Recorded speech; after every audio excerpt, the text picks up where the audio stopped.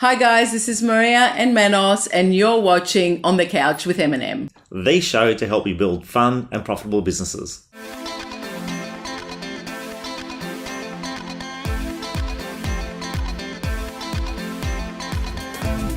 On the Couch with M&M is proudly brought to you by my admin partner and Beyond Figures Bookkeeping. Hi team, and thank you for joining us for another edition On the Couch with M&M.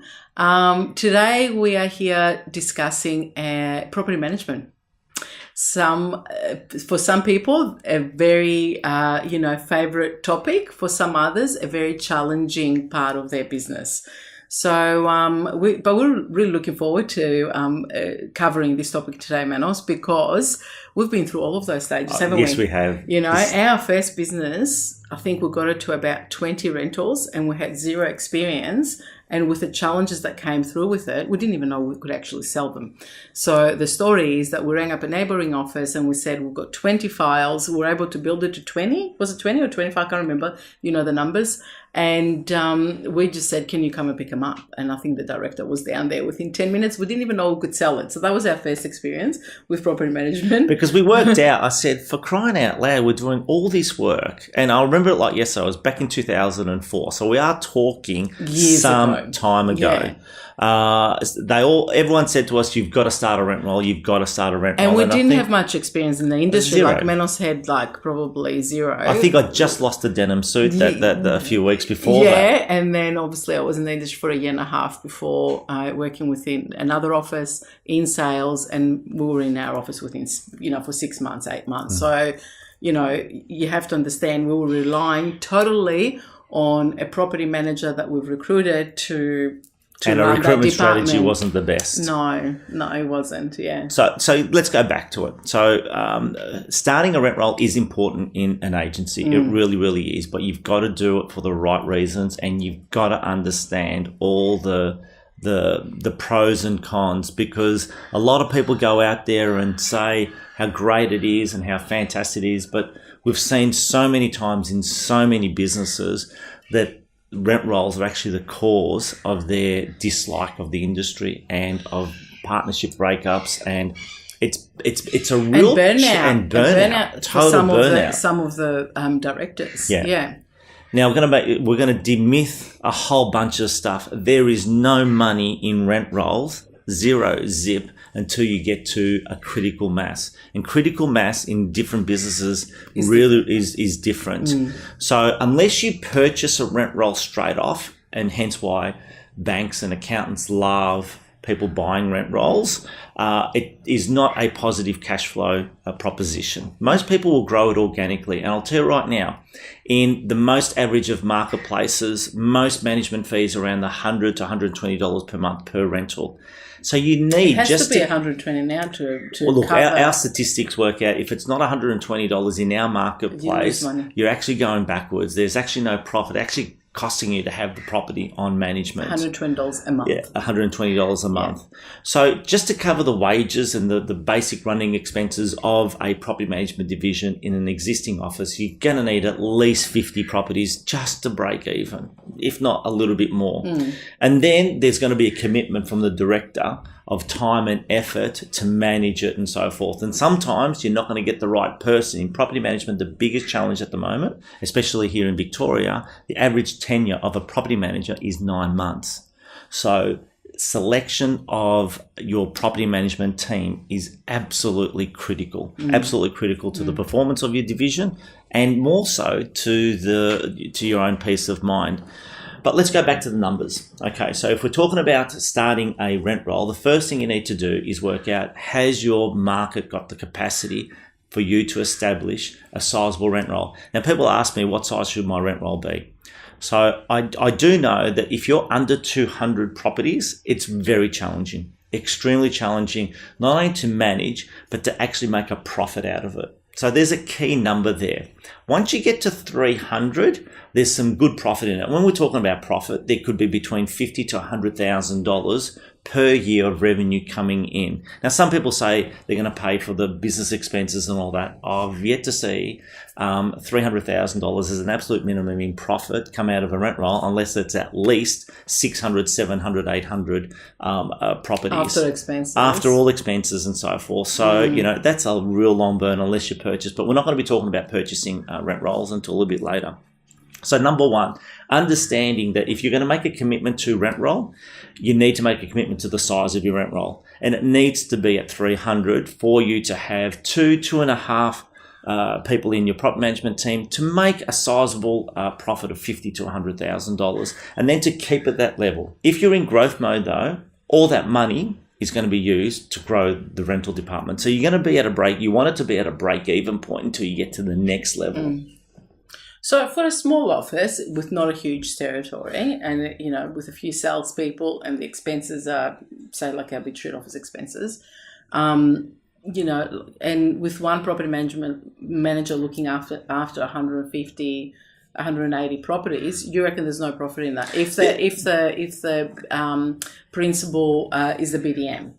If the principal is a BDM, that's okay, but I still find it a little bit challenging running a portfolio with one property manager. And the reason I say that is the property manager goes on holidays, and when they go on holidays, who's gonna take up the slack? Now, if the principal in this instance is a selling principal, and he has to come off the tools of selling, which is the core productivity of that principal, the profit that you're going to gain from the rental department is not going to be substantial enough to compensate for the loss in sales. So there's opportunity costs involved in running a rental business if the director, who's a selling principal, has to spend a lot of their time in there. And effort in it. So it's actually easier running a larger rent roll than running a small rent roll. So once you build a team of 3, 4, 5, or even a team of 10, and just for the maths, if you have a team of 10, you're definitely going to have 1,000 rentals. But when one person's away on holidays, you've got 9 still taking up the slack.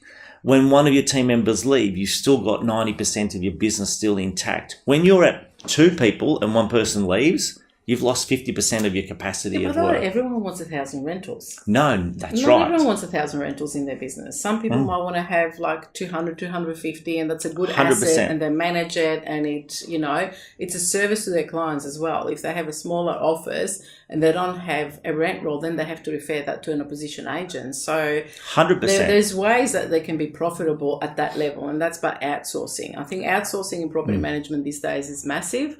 We outsource our trust accounting. That's one thing that our girls don't have to do, obviously, within the office. And now we're looking at outsourcing some of the admin work, so then it can take the pressure off the property managers. You know, so that in that way they can work it, can't they? 100%. But you need to make a decision: are you in growth mode or are you going to be in profit mode? In maintenance. If you're if you're going to be in profit mode, you will not be in growth mode because you can't have both. You need to make that decision. Because you have to be overstaffed. You have to be overstaffed to accommodate the growth. And the next critical figure is 500 rentals. 500, it's actually about 450, but let's just work on 500. Then you get some real leverage out of your property management if we can have both growth and profit. And that's an exciting part. And then to get to 500 to 1,000, now acquisition is one of those big talked about topics in real estate. And I'm just going to put a real reality check. We've never. You're not big on that, are you? No, I'm not. Look, if you've got a great sales business that's very profitable, my highly recommendation is to grow a rental department. Now, to grow a rental department, if you've got a great sales business, to put on 15 to 25, which is about the industry average that I've known of good rent roll growth, between 15 to 25 net growth per month. So you've got the ability to go from additional 180 to 250. Now, in any decent marketplace where rent rolls are being sold, to purchase that rent roll, it's going to cost you 7, 8, maybe 900,000, if not more. Three times to bring it in. But you've got this challenge of shrinkage. Okay, and a lot of directors don't understand the law of shrinkage. In any rent roll, at the end of 12 months, due to natural attrition, and it could be landlords moving back in, landlords selling their property, lack of better service elsewhere, or they're looking for cheaper fees, there is a natural reduction, rent roll loss, shrinkage as they call it. Look, on average is about 10%. There are some that are a little bit lower, but on average it's 10%. So if you purchase a rent roll of 200 today, by the end of 12 months, that rent roll will be about 180. The following 12 months, it will be at 162.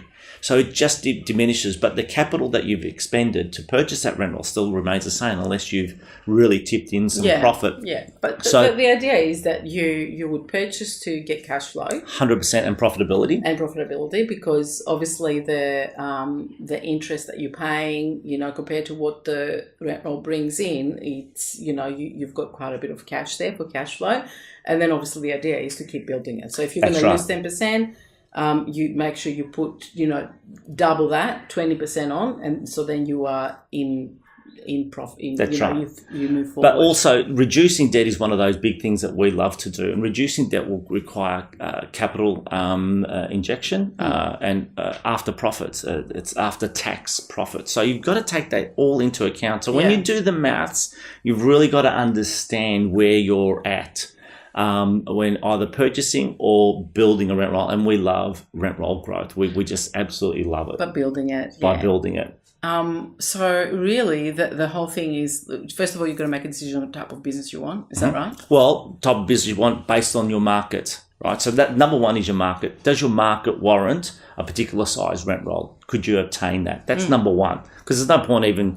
If you don't have restrictions by franchising and things like that, surely there should be some marketplaces around you. But if you do, then obviously have a look at the numbers. That will be a challenge. So number one. Number two is your desire, right? And what business do you want? What business do you want? Yeah. How many staff do you want to manage? Do you want a big rent roll? Do you want... Yeah. Yep. And then research someone who's actually done it and maybe spend a few days with them. That's a good idea too. Spend a few days with them so you understand the full mechanics of rent rolls. And number three, once you've worked out those two and you've made a decision, put a plan in place to start building it.